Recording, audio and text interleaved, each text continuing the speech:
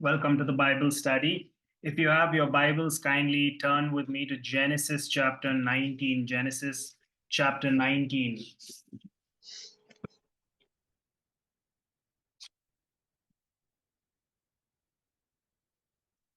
Let me begin by reading verse 1 from Genesis 19. It says, "The two angels came to Sodom in the evening, and Lot was sitting in the gate of Sodom.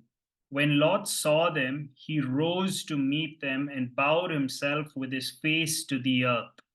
So, verse 1 says, "The two angels came to Sodom." If you remember, last week we saw that Abraham had three visitors, and one was the Lord.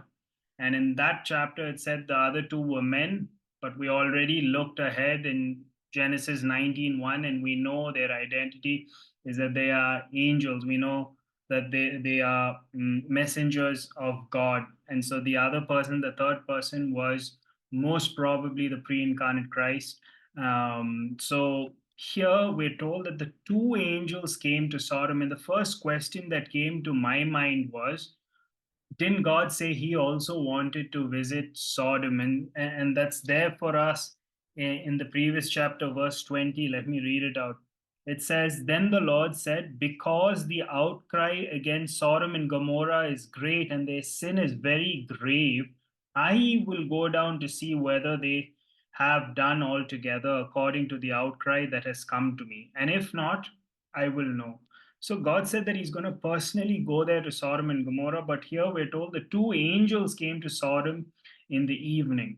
And so the only thing that I could come up with is that because of the conversation that the pre incarnate Christ or the angel of the Lord had with Abraham towards the end of chapter 18, and we know that it was a fairly long conversation where Abraham is negotiating and he's bargaining and he says, "Will you spare it if there, will you spare Sodom and Gomorrah if there are 50 people, 40 people?" He comes down to the number 10, basically. It's a long conversation. And the angels go on ahead. And if you look at the last verse of chapter 18, it says, "And the Lord went his way when he had finished speaking to Abraham, and Abraham returned to his place." So the only assumption that I can come up with is that God went there later, behind the angels. But we're not told that. I was just wondering where, because God said he's going to personally see. So he either did that or he sent his angels ahead of him and he went back. Not sure, the text doesn't say, but my assumption is that he probably went behind the angels or went on his own to do his own investigation. However, we're only now going to look at the two angels coming to Sodom in the evening, it says. And I was thinking about this, how far is Sodom from the oaks of Mamre, that is where Abraham was, where he was pitching his tent? And I found out that it's about 35 kilometers. So that wouldn't have been possible to do just within a few hours for these angels, unless they transported themselves supernaturally. They just went from one place to another, which is definitely possible. But if they walk, this is possibly referring to the following evening, not the same day that they met Abraham. It either could be possible. They arrive in the evening, and the first thing we're told is Lot, that is Abraham's nephew, was saw them, and he rose. Lot was sitting at the gate, it says, of Sodom.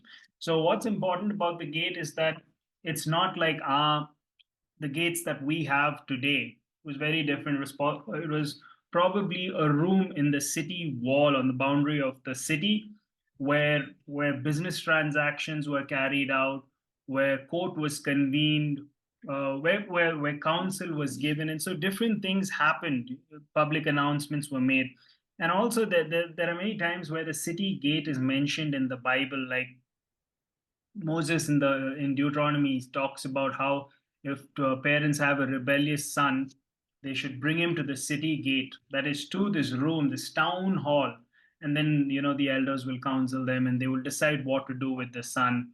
Or when Eli the priest was waiting for his sons who had gone to war with the Philistines to come back, he was waiting in this at the city gate, possibly a room again. And also when Boaz goes and talks to the elders at the city gate of Bethlehem to find out, to officially take on that position of being a kinsman redeemer, he goes to the city gate. And that gives us some insight.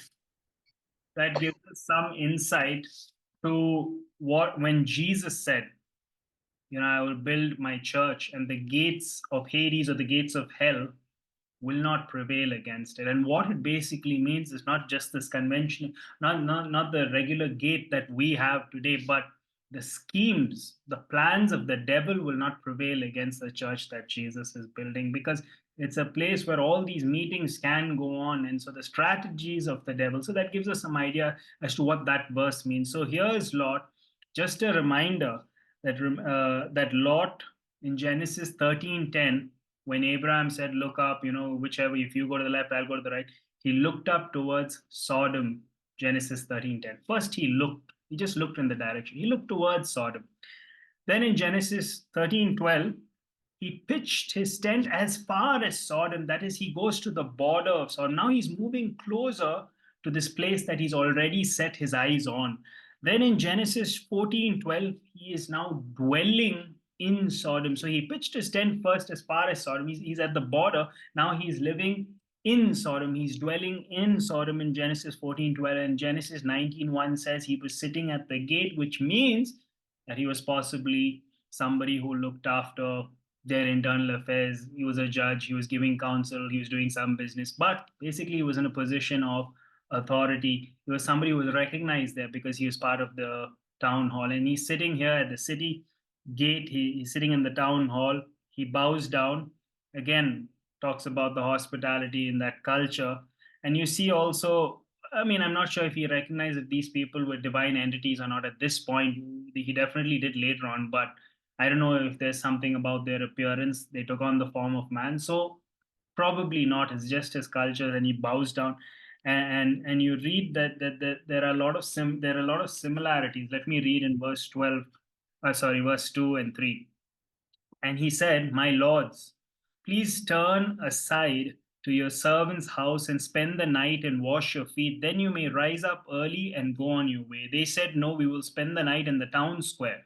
But he pressed them strongly, so they turned aside to him and entered his house. And he made them a feast and baked unleavened bread, and they ate. When you read it, you almost feel a little bit hungry when you read about that refreshing meal that he gave them, baking them that fresh unleavened bread. Made a feast for them. Again, points to the hospitality. Verse 2, he said, "My lords, please turn aside to your servant's house." Genesis is a book of beginnings. It's a book where you hear a lot of words for the first time in the Bible. This is the first time in the Bible the word house is mentioned in this context. I mean, where it's a literal house. Maybe in Noah's time, Genesis 7, I think, 7:1, it says, "Take your house with you." That means family. In fact, other translations will say family. So that's a different rendering. But here it talks about his literal house. He's saying, "Come on, come home," basically, to these guests. And I think it's interesting to note, because Lot now is dwelling in a house in Sodom. It's an established place. It's a permanent dwelling, as opposed to Abraham, who was still pitching his tent in different places. The previous chapter, by the oaks of Mamre, he's still a sojourner. He's still somebody who's moving around, and living in tents. And depending on where the Lord leads him, and of course where the cattle have grass to feed on. But Lot is settled down. And the reason we're making this contrast, this comparison, is not because it's wrong to have a house or anything, but at least in these chapters that we're reading about, and also because of something that is said in Hebrews chapter 11. Most of you know that hall of faith that's mentioned in Hebrews chapter 11, all the different names. When it comes to Abraham, Hebrews 11:9 says, "By faith," it's talking about Abraham, the author of Hebrews is, he says, "By faith he went to live in the land of promise, as in a foreign land, living in tents with Isaac and Jacob, heirs with him of the same promise." Verse 10, "For he was looking forward to the city that has foundations, whose designer and builder is God." In other words, Abraham knew that this earth and wherever he was going, wherever he was gallivanting, was it's just a temporary place. He's just passing through. he's just a, you know, some a traveler in this world. He knows that this is not his permanent place, and so he doesn't have to get too attached to this place. And there's a nice contrast there between Abraham pitching tents and moving around as the Lord guides him. He lives as a foreigner, the text says, and he's looking forward to that eternal, that new city whose designer and builder is God, obviously referring to the new heavens and the new earth and the new Jerusalem. So there's this contrast between Lot and Abraham over here. Lot is now nicely settled down, and he's found this city and he's living over there, and all that comes from that one word, house. He says, "Come to my house." Till now, we have not heard that word in the Bible. It's the first time it's mentioned.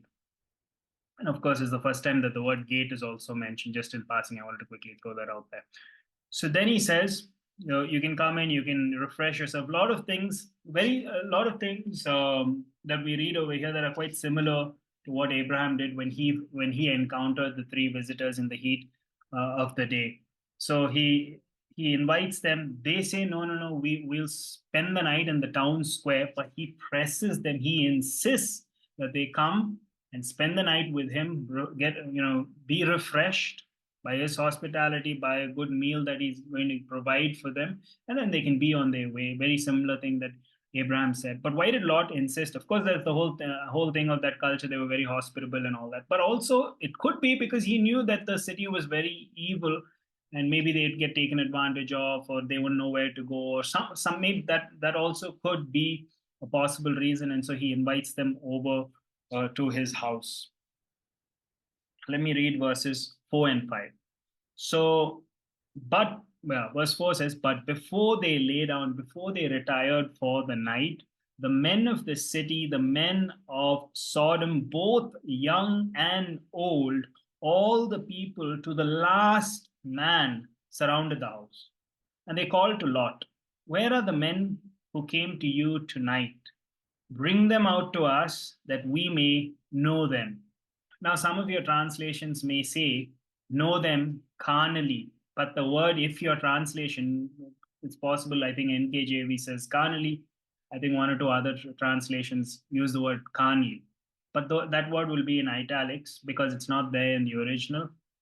And sometimes, again, my ESV doesn't have the word carnally, and that's why, I mean, this is one of the many reasons why I like to use the ESV, is because it tries its best to stick to the more literal translation of the original. And there's no harm in using the word carnally because it's absolutely right. They did want to know them carnally. And how do we know that they want to know them carnally? Again, the answer that I always give, the context. The context strongly suggests that they want to know them carnally. And of course, there are people down through the centuries. In fact, let me just tell you about one incident that happened in my house when I was living with my parents. A number of years ago, some relatives came from Malaysia, and they asked one question because they know that my father's in the ministry and that the pastoral role and all that. So they asked one question. They said, "What really was the sin of Sodom and Gomorrah?" And of course, we were going a little bit back and forth. We didn't know. I wasn't so sure. I thought the answer is very obvious. It's homosexuality. What else is the sin? But they were suggesting, no, the sin of Sodom and Gomorrah, according to the Bible, is their lack of hospitality and all that. That's the first time I heard all those. I thought it's very obvious. Sodom and Gomorrah, the word Sodom is synonymous with, I mean, yeah, with homosexuality. The word sodomy comes from the city Sodom. It's all synonymous. There's no doubt about it. They're known for one thing. Everybody knows that.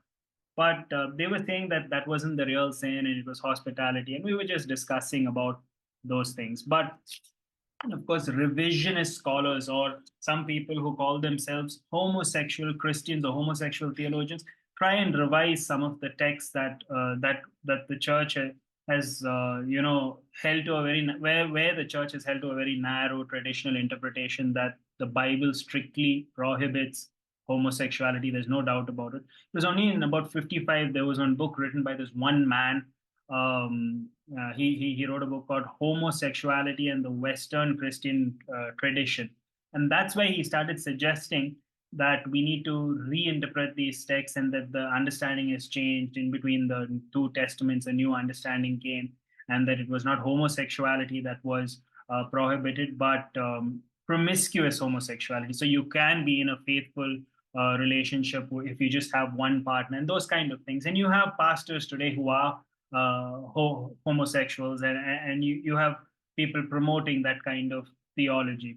But I think it is a misinterpretation of scripture. And I do think that the sin of Sodom and Gomorrah is no doubt homosexuality, because if you look at the longest commentary, the best interpreter of the Bible is the Bible. And if you look at a fairly long commentary on what the sin of Sodom was, you'll find it in Ezekiel chapter 16. And I'll just summarize it for you. In Ezekiel chapter 16, verses 47 to 50, if you read it, you can read it on your own time. But I'm just summarizing it for us. It says, "Behold, this was the gift of, sorry, not the gift, the guilt of your sister Sodom." What he's doing here, Ezekiel, is he's comparing, God is comparing the sins of Jerusalem to the sins of Sodom, and he's saying this is what the guilt of your sister Sodom was. She and her daughters had pride, so that was definitely one of their sins, excess of food, and prosperous ease, but they did not aid the poor and needy. So many people just pounce on this, they just jump on this and say the problem was social justice, the problem was a lack of hospitality. They didn't care for the poor and the needy. They had prosperous ease, they had excess of food, they had pride, but they never looked after the people who were poor basically and needed it.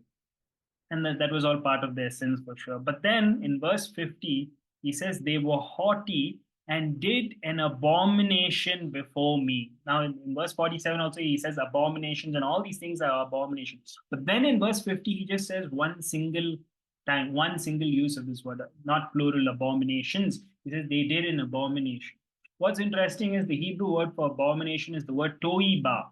And if you go back to Leviticus, the book of Leviticus, chapter 18, chapter 20, when it talks about the sin of homosexuality, it says it was an abomination. It was a toiba. And so here, again, there's the single thing that they did that was a toiba, that was an abomination. So again, it's pointing to the fact that their sin, the sin that led to their destruction, and all of you know, it's not like it's some spoiler or something. All of you know that Sodom and Gomorrah is going to be destroyed by God. So it was because of their abomination. There were additional sins as well, but primarily because of this abomination. They were very depraved, basically. But then again, if you look at Jude 7, it has only one chapter, Jude 7, it says, Sodom and Gomorrah and the surrounding cities, which likewise indulge in sexual immorality and pursued unnatural relations, I think the word is. And in the Greek, sarkos heteras. That, so some scholars will say, oh, unnatural relations or unnatural flesh. Then that means they had a desire for angels. I think that's a little far-fetched. I know that there were two angels over here, but that's a little far-fetched, because I don't think the men of Sodom knew that it was angels who came to the house of Lot. They just said, send out the men. I don't think they had some sort of weird fantasy or whatever it is. They were so depraved that this strange flesh in Jude means that they were pursuing angels in this way. I don't think that's what it means. In fact, if you look at Jude 7, he says the surrounding cities, so it wasn't just Sodom and Gomorrah, even the surrounding cities had this depraved desire of pursuing strange flesh, which I think is homosexuality. It's unnatural. It's unnatural is what Jude 7 says. So I think that's what the sin is. If I have a lot more things to say on this topic, but I'll stop here and we'll move on in the text. Maybe in the discussion, something will come up about this. I think the Bible is abundantly clear, even in Romans chapter 1, and makes it very clear that homosexuality is prohibited. What I will say is it's not when somebody is born and they have a propensity or a bent or a proclivity or a susceptibility towards being a homosexual. That is, there's a lot of research done about whether there is such a thing as gay gene, and people say no, it's 50% nature, 50% nurture.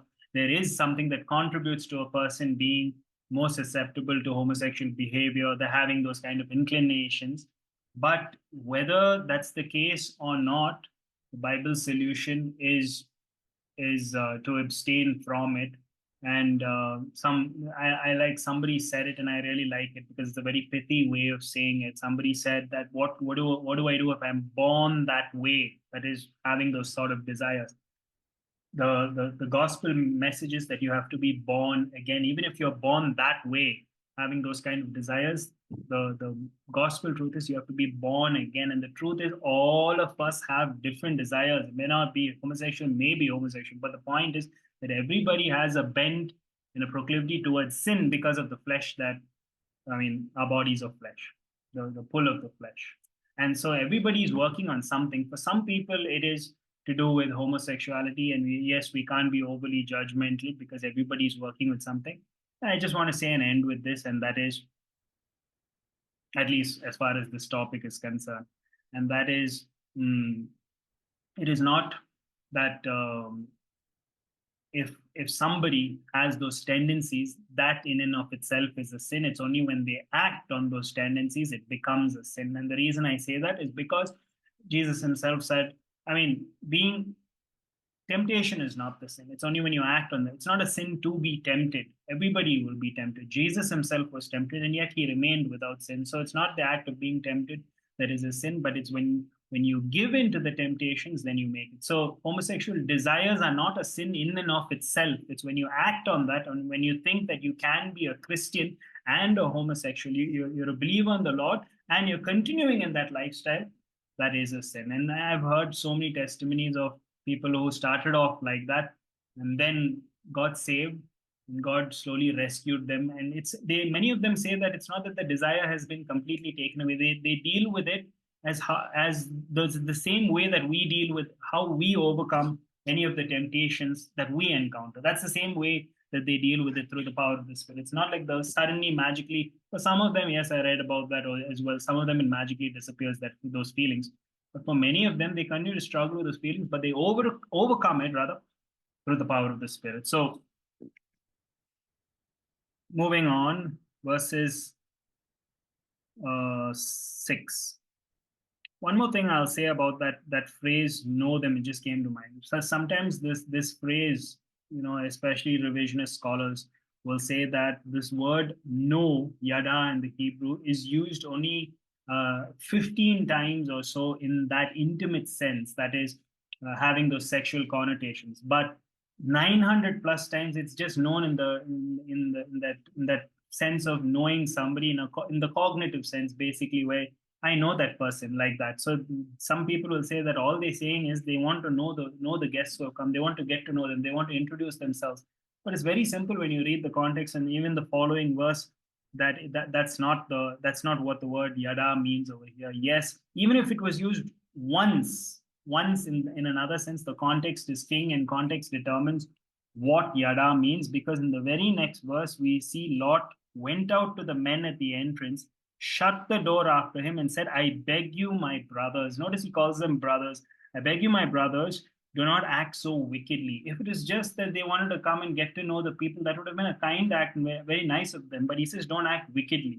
So that tells us what their intentions were. Behold, now this makes it even more clear.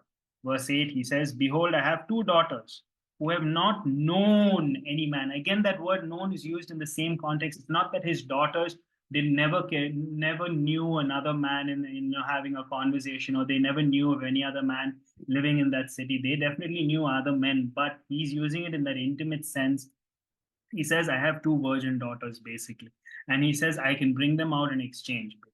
And of course, the question arises over here, why would Lot do such a thing? I mean, why would he give up his own daughters? I mean, they're part of his family, his own daughters. Why would he give them up in exchange for the two guests who come? The first thing that I would say is he's lost his moral compass. Living in Sodom, I have no doubt that he's a believer, but he's a believer who is a very carnal believer, and he's influenced by Sodom and the culture around him. So I think that he's lost his moral compass. Uh, he's definitely making the wrong decision. It's a terrible decision. That's where I would start off with. His judgment is impaired in this moment. He's not making very sound judgment when he says, okay, you can take my daughter. But then also another reason is, as I mentioned previously, it could be that culture of hospitality where people considered hospitality to be so sacred. And there are some writings about this where the guests were treated with so much care and concern that the host would even be willing to give up his life in order to protect the guests. So of course, Lot was not offering his life there; he was offering his two daughters. So and another thing is they're living in a patriarchal society, so his daughters were of lesser value in that society, in that culture, and so he wants to protect the guests. Maybe he also knew that he was at this point, we don't know, entertaining divine entities. They were angels, they were very important, whatever it is. And of course, there are some things that some people who say things like he knew the men were gay, that they were homosexual, and so he was trying to offer his daughters because he knew that his daughters would not get attacked or wouldn't be taken advantage of because the men were not really interested. That would show his desperation. And all those different explanations have been offered. I don't think that last one is very feasible, very viable in this thing. I just think that we don't have to defend Lot and try to get him off the hook here. I think that he made a mistake when he did that. I don't think this is a model for all of us to follow or learn something that, oh, how noble of Lot to offer. I think that he, as I said, as I started off, he had lost his moral compass and he was doing something out of desperation over here. It could be partly due to that hospitality culture as well.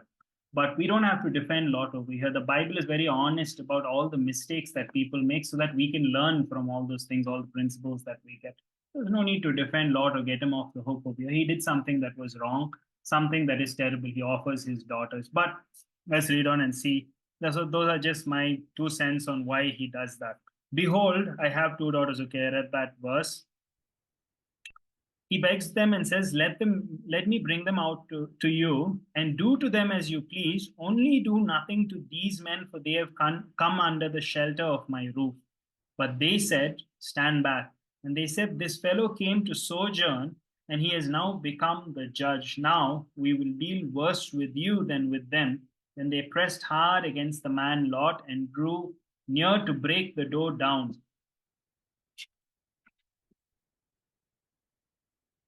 But verse 10, but the men reached out their hands and brought Lot into the house with them and shut the door. And they struck with blindness the men who were at the entrance of the house, both small and great, so that they wore themselves out groping for the door. Now, at this point, if Lot did not know that these men were angels, now he knows for sure, because even if he didn't know when they opened the door and pulled him back, and maybe they were strong men, but when they struck the men outside with blindness, there's absolutely no doubt in his mind that these are supernatural beings, these are angels, divine entities. And so verse 9, they say, stand back. They say, this fellow who is a traveler over here who came to us a few years ago now is going to be our judge and tell us what to do. And I was just thinking about the many people that say, judge not. Many times when you hear that, especially like when you're talking to somebody who is not very well versed with what Jesus words actually mean when he says judge not, they'll always say, doesn't the Bible say judge not? So how can you judge my lifestyle? How can you judge what I'm doing? What they don't realize is when they say that, they're also making a judgment. They're judging you for judging them, basically. And so everybody, the point I'm trying to make is that you have to make judgments. And Jesus said, when you make judgments, judge accurately. And what he was talking about in Matthew 7 is judging hypocritically, where um, and I think we've been through that passage. He says, don't judge others, otherwise the same measure that you use will be used against you. So he's talking about hypocritical judgment. And so here they say, who are you to judge us? He has become the judge. And they threaten him and say, we will deal worse with you than with them. And they manhandle him, they press hard against him. And then they're about to break the door, but just in time, the angels intervene. They open the door, they pull Lot into safety, and they put him inside the house, and then they strike them with blindness, so much so that I think that this would have been a very disorienting blindness, because they're not even able to reach for the door. They wear themselves out just groping for the door. So they would have been really confused after all these years of sight, sudden darkness, and it's been very confusing to them. And they get tired just trying to reach for the door, and they have been very helpless in that moment. Verse 12 goes on to say, Then the men, and I'm kind of hurrying through it because it's a longer chapter, so I don't want to spend too much time just here and there. So I will just read, and I'll make a few comments here and there, and then we can have some discussion. Then the men said to Lot, "Have you anyone else here, sons-in-law, sons, daughters, or anyone you have in the city? Bring them out of the place, for we are about to destroy this place because of the outcry against its people." Because the outcry against its people has become great before the Lord, and the Lord has sent us to destroy it. So Lot went out, and he said to his sons in law who were to marry his daughters, "Up, get out of this place, for the Lord is about to destroy the city." But he seemed to his sons in law to be jesting. So the angels, now they reveal the purpose for which they're there. They say, we came to find out whether the outcry was real. And now that we've seen it all, God is about to God is about to destroy this place. God has sent us to destroy it. And of course, some people say, who destroyed Sodom? Was it the angels or was it God? The answer is God sent his angels to destroy it. It doesn't matter whether we say God destroyed it or whether the angels destroyed it. That's just like saying, the president declared war against China, or you can say India is at war with China. It doesn't matter because the president of India represents India. So it doesn't matter. It's just two different ways of saying it. So, of course, some people bring it up, which is why I'm addressing it. So, the angels obviously work under the authority of God. So, if the angels destroyed it, it is like God destroying it because they're under his power and supervision. And so, they give him this warning. They say, "We're about to destroy it." So Lot went out, and they say, "Go and warn any of your family members." And again, I think it's Spurgeon who says that this is a good model for us to think about. Once we know about salvation, once we're saved, once we hear the news of salvation, we must say, "Is there anybody else who needs to hear, especially in my household, my family member? Should I be praying for them?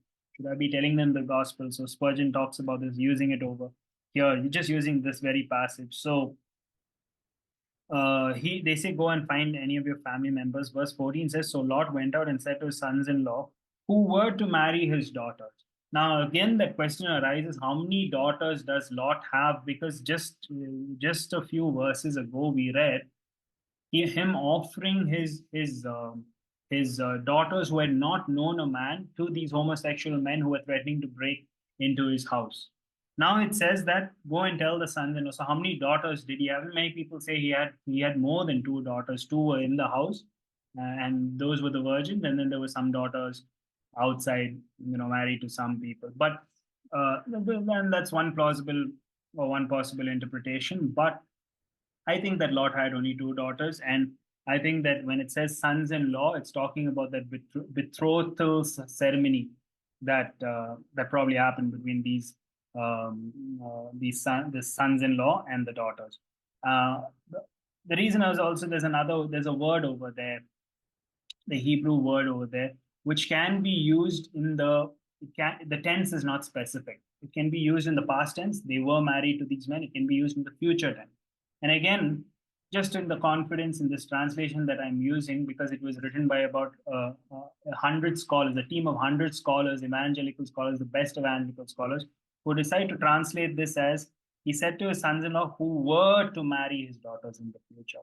So there's a reason why they say that. So I think that he had two daughters. They were betrothed, they were engaged, and as most of you know, that ceremony was all equivalent to marriage. Just to prove it, I'll just read one verse from Matthew 1. I think it's verse 18.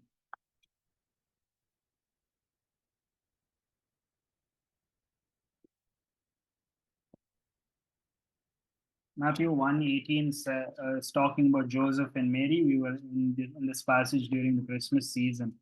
Um, it says when his mother Mary when when his mother Mary had been betrothed to Joseph before they came together, she was found to be with child from the Holy Spirit. Verse 19 says, "And her husband," but he was not yet her husband, right? According at least to the way we think, we say fiance and all that. But over here, the Bible considers Joseph to be the husband when they just betrothed, because back in the time there was that kiddushin and that ceremony where they all came together, and it was almost like they didn't live together after that. They went back to their own homes, but because of that ceremony and because of the seriousness of it, they were considered to be married. And if they wanted to go their separate ways, there would be something that is the equivalent of a divorce or certificate that had to be given. So, for all intents and purposes, they were considered to be married. And over here, I think that's the case. I think Lot actually had two daughters. It's possible that he had four, no problem with that. But I think that he had two daughters, and he goes out to the sons-in-law, and also because it doesn't mention his daughters over here in this verse 14,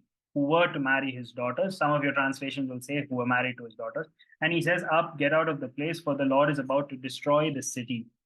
But it seemed to his sons-in-law that he was just joking, that he was just jesting. And that is a testament about his testimony. That shows us that this guy Lot was a really carnal Christian, because they couldn't even take him seriously when he's saying judgment is coming, get out of here. And that just got me thinking that we ought to live our lives in such a way that is so set apart that people who disbelieve in God also really question their disbelief. I remember some quote that I read in connection to that. It was wonderfully phrased. I'm not able to remember it. But we ought to live our lives in such a way that even the atheists and the people who disbelieve question their disbelief, because we have such a good relationship with the Lord. And also because of the difference in the quality of life in a believer and an unbeliever, when I go to that person and I tell them about Jesus, they really think about it because they trust me. They've seen my integrity. They've seen that I don't, I have a higher standard of living. I have peace that they don't have. The way I make my decisions, the things that come out of my mouth because I'm speaking by the power of the Spirit, all these things that they consider, that they take me seriously.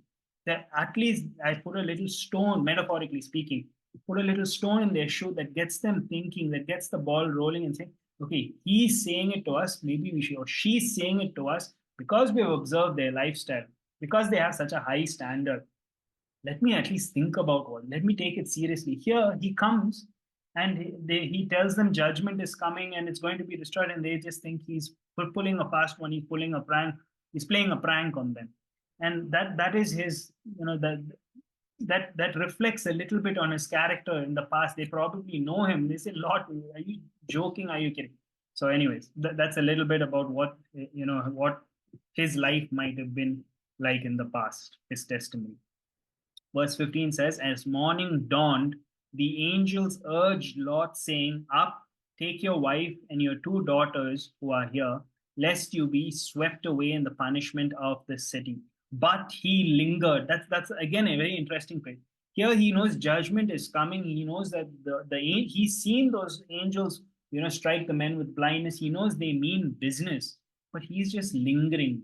He's just wondering, what do I do? He's going back and forth. Can I really leave Sodom, my beautiful house over here, and all the things, whatever the pleasures that he enjoyed in Sodom, which is why I say, because of what Peter tells us. Yes, Peter calls him a righteous Lord, and he says he couldn't bear to see the suffering, but that is in a comparative sense. Yes, he was justified by God. Probably Abraham is the one who led him to God. We don't know, the Bible doesn't tell us, but he was righteous as far as his position before God was concerned. But he was, you could say, he had a saved soul and a wasted life. Again, 1 Corinthians chapter 3, verse 15 talks about people whose souls will be saved, but yet they will lose everything. There'll be no deeds to show. So I think Lot falls into that category where he didn't do much for the Lord. He was like a carnal Christian. And of course, some people say that's an oxymoron. How can you be a carnal Christian? But I'm sure you understand what I mean.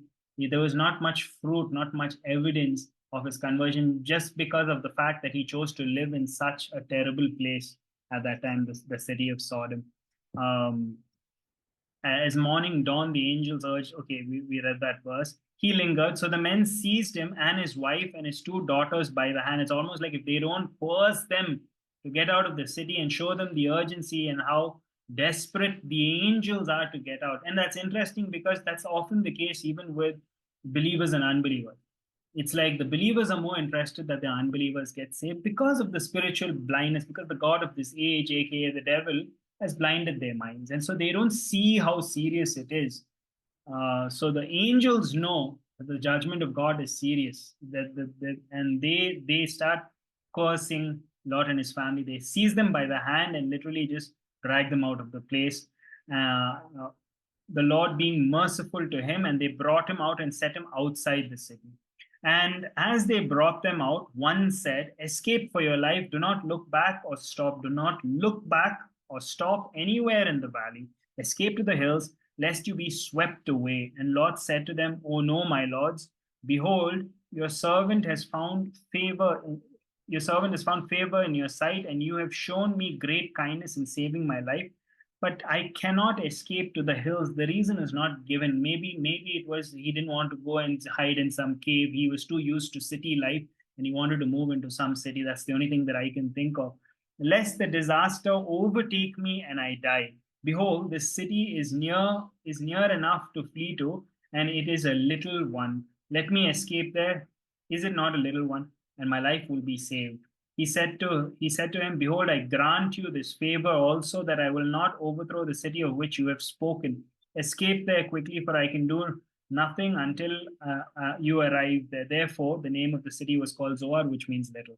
So Lot, for some reason unknown to us, says, "I don't want to go to the hills." He wants to go to a city, and he says, "Can I go to that city?" And the angel says, "I grant you this favor.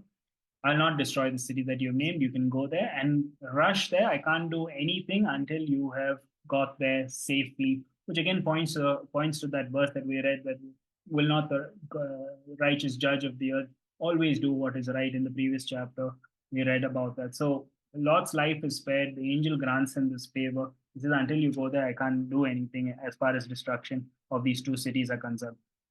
So then, verse 23, the sun had risen on the earth when Lot came to Zoar.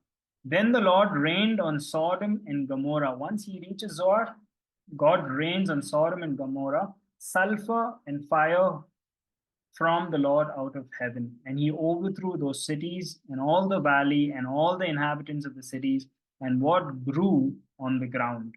But Lot's wife behind him looked back, and she became a pillar of salt. Now, even in Sunday school, sometimes we have the story where Lot's wife looked back and she became a pillar of salt. I think it's Henry Morris, the commentator, says that she looked very intently and she looked with regret. "Oh no, I'm leaving Sodom, that wonderful life that I had in the past." And God knew the intentions with which she looked. It wasn't just like a quick glance or something like that. It was like she was thinking about all those memories that she had in Sodom, and she was leaving very reluctantly and hesitatingly. And so, in a very unique judgment, you can say, God turns her into a pillar of salt because she desired to go back to Sodom. And when I read all these passages, before, it's slightly unconnected topic, but before, when I started reading about the end times and all those things, I always took the view of the post tribulation. I don't know if I should call it the rapture, but I thought that the church would go through the tribulation, and that, of course, it's very much possible that the church will go. But when I read all these passages, when I read about Noah's Ark and all, I'm slowly starting to really think about the pre-trib rapture. That is, the church would be kept through the. I mean, rather, they will be raptured before the tribulation starts. And the reason I'm thinking is because, some people say in this world you'll have troubles and all that, and like John 16:33. So why should the church be raptured before the tribulation start? And I think it's because that's the great tribulation, in the sense that that tribulation, that judgment, is coming from God Himself, and it will be unbearable. All this, in this world you'll have troubles and all, is the worldly troubles. It's the thing that the devil inflicts. But when God brings His divine judgment, it's a whole different level. Which is why I'm starting to think that I might be wrong on that, but I'm starting to think about this view very seriously, where the church could be kept from the tribulation, will be raptured from the tribulation. I mean, when you read these accounts where the righteous people are saved out, Noah was saved through the flood. Lot is saved out of this judgment of God, and everybody else dies. So just a small little digression over there. But back to this passage, I think verse 27. And Abraham, now it's just for a moment, the camera pans to Abraham. And Abraham went early in the morning to the place where he had stood before the Lord, and he looked at the same place. He's recounting that conversation. He's saying, "Will not the righteous judge of all the earth do what is right?" And he knew, God said, that if there were a few people, righteous people, God would spare the cities. Obviously, now there weren't any righteous people, and those who were righteous. In one way, God kept His word to Abraham. He did not destroy righteous Lot. He brings him out, him and his family, and he goes and he recollects the conversation that he had, and he looked down towards Sodom and Gomorrah, toward all the land of the valley, and he looked up, and behold, the smoke of the land went up like the smoke of a furnace. So it was when God destroyed the cities of the valley, God remembered Abraham and sent Lot out of the midst of the overthrow when he overthrew the cities in which Lot had lived. Now it goes back to Lot. And again, Spurgeon who says that you can observe this little portion of chapter 19, which talks about Abraham, and you can get some clues about how we as believers should view God's justice. You know, that He will always do what is right, because frankly speaking, for many people, it's a very difficult subject to digest the judgment of God. But when you read the newspapers and when you see that there's a small child has been raped or somebody has been lynched, the first thing that we think of, justice should be meted out. And so we should be glad for the judgment of God, that God is a just judge and that he will set everything right eventually. Um, and yeah, so for some people it's a difficult topic to swallow.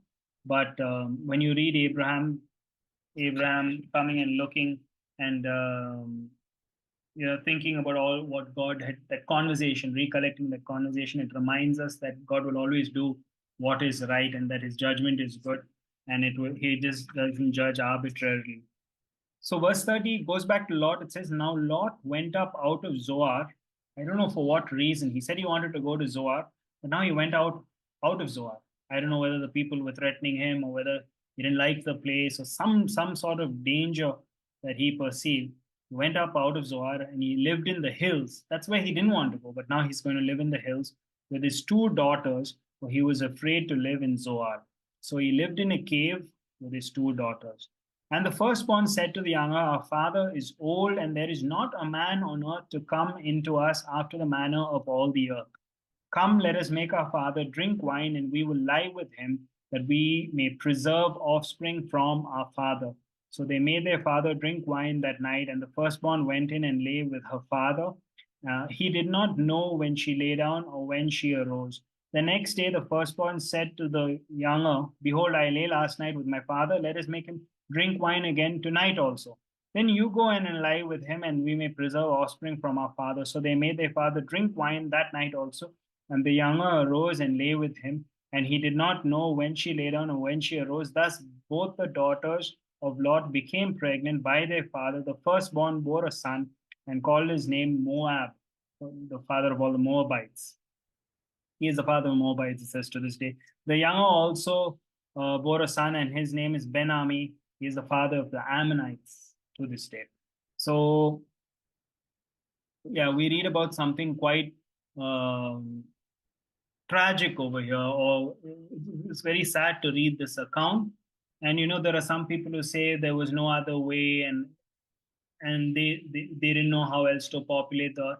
I think all those are excuses, and they didn't know what they were doing was wrong. If they didn't know what they were doing, the daughters, they wouldn't have said that they need to get their father inebriated to that. And it clearly says over here, Lot did not know. He did not know when she lay down or when she arose. So they got him to drunk to that point. What they do is definitely wrong. And I like what Donald Gray Barnhouse says. He talks about how the Bible is so honest with all these mistakes that people made, even these very shameful acts that sometimes are difficult to read and digest and say, oh, did this really happen? Is this really there in the Bible? And Donald Gray Barnhouse says that it's better that children and youngsters read about all these acts from the Bible and see that it's wrong and that God condemns such acts, rather than hear about all these things from the outside world, because they put their own twist, their own spin on all these different things and say this is okay, that is okay. So actually, in a nutshell, it's basically the law of first mention, sometimes called the law of first mention, where you read about all these things in the Bible, where God is honest about even the failures of His people, and it's all written very explicitly for us to read. And so it's better that we get these accounts, and youngsters, as they're growing up, hear from the Bible and say that the Bible, this is mentioned in the Bible, it says it's wrong.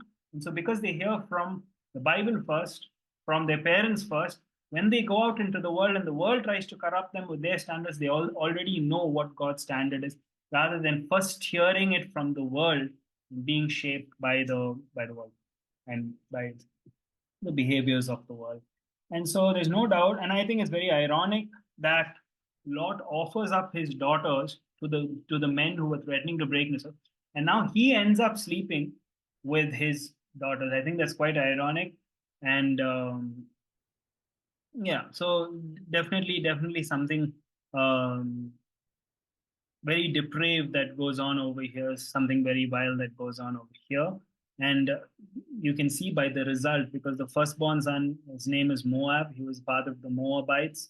Both these people, the Ammonites and the Moabites, were arch enemies of Israel.